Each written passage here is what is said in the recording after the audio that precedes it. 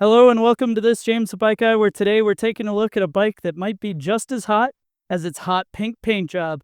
This is the Specialized Epic Hardtail. It's the hardtail variant of Specialized super winning and super light XC mountain bike, and we're going to go into the features and designs of this bike, as well as we'll find out exactly what it weighs. So if this kind of thing is interesting to you, hit subscribe and let's check it out.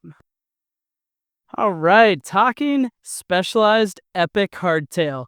Now, the Epic Hardtail has come and go from the Specialized lineup over the years, but in the current series of Specialized bikes, the Epic is their quintessential XC mountain bike.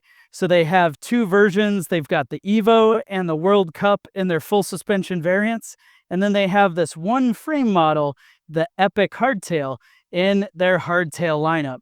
Now, without getting too far into it, there's really a choice between a hardtail and a full suspension when you're deciding what the right style of XC bike would be, and there's a few reasons you might choose one over the other.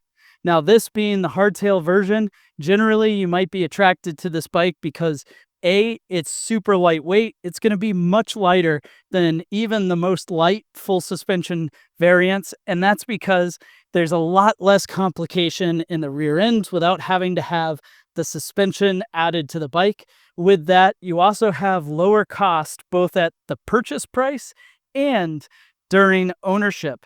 There's no rear shock to service, there's no bearing service, there's just simply none of that going on in the back. And then, of course, you might be choosing this bike because you like the feel and the connectedness that you get with a hardtail. With a hardtail, there's going to be no real meaningful loss of power transfer from the pedals to that rear wheel because there's no suspension to absorb that energy. Likewise, there's no suspension to really be absorbing the energy from the ground, or rather of the bike hitting the ground, because without the suspension out back, it's a direct connection to the ground as well. Now, that does mean that in certain scenarios, this bike might be able to climb with a little less effort than a full suspension. It's got less weight, meaning you're going to feel more powerful for a given power output.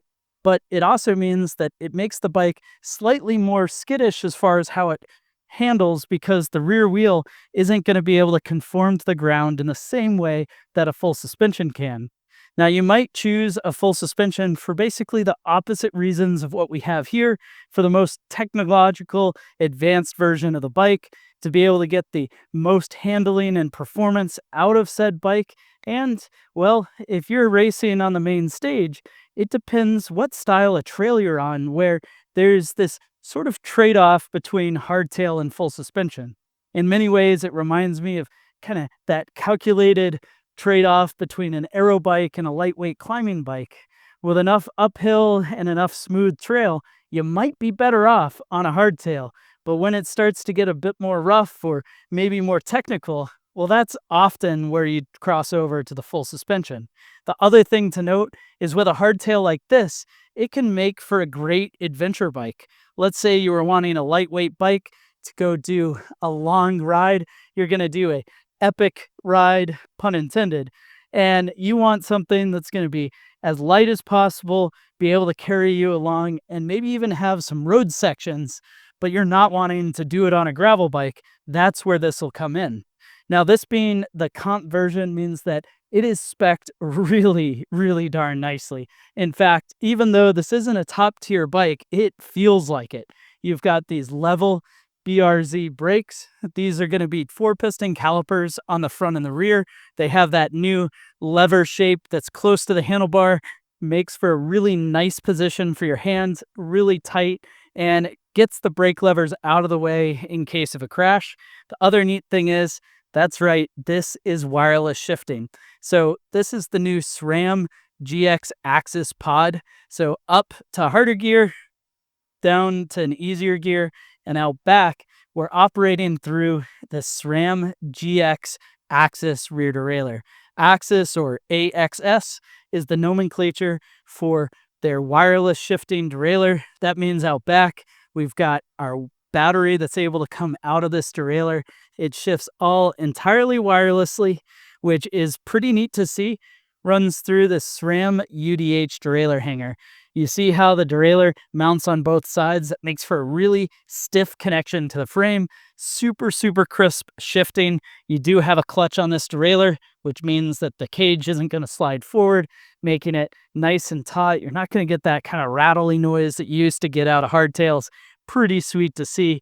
And up front is going to be their S-Series SRAM crankset. I do wish, because, well, the rest of it is just so nicely spec'd, why didn't we get a GX crankset? But I'm sure the bean counters are the real reason for that. Past that, out back, we do have a nice 10 to 52 tooth rear cassette, so full range through the back end of the bike. And of course, this being a modern trail bike means that we've got 15 by 110 millimeter front through axle and 12 by 148 boost rear through axle. The other pieces that we should talk about is really coming into the geometry of this bike and how it's kind of modern, but kind of traditional at the same time. But let's keep in mind that this bike is really designed around that XC performance bike setup. You do get a 68.5 degree head tube angle, which is kind of slack for this type of bike, but not really. I mean, it's definitely oriented towards faster turning and quicker handling. Out back, you've got a slightly longer than expected chainstay at 430 millimeters.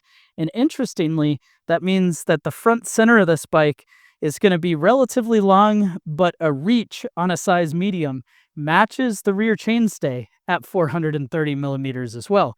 You've got a fairly steep seat tube, which is going to put you in a more upright position with that steeper seat tube. And that's part of what's making the cockpit or that reach number shorter. It's going to get you up and over the front end of the bike, which is going to definitely benefit you as far as a nice climbing and performance position, but certainly going to take away some of the more trail style feeling that you might get on a longer travel bike. Speaking of travel, the front end has 100 millimeters of front suspension, and that's enough to be able to help keep control. And a lot of people have reported that this bike handles downhills more capably than you might imagine for the geometry specs, but it's hardly going to be a downhill ripper. This is really that choice if you're looking for a bike that's uber efficient, it's going to climb well, and be a really capable bike to go fast on the weekends. Well, now that we've taken a look at the features and designs, it's time to find out what this bike weighs. The actual weight of a Specialized Epic Comp Hardtail in a size extra small is going to come in and weigh 23.12 pounds. Thanks for joining me to check out the Specialized Epic Comp Hardtail. This carbon fiber hardtail is pretty light and pretty fast, but I'm interested in what your thoughts are down in the comment section below. So go ahead, leave those comments, hit subscribe, and browse the channel to see more videos like this in the future.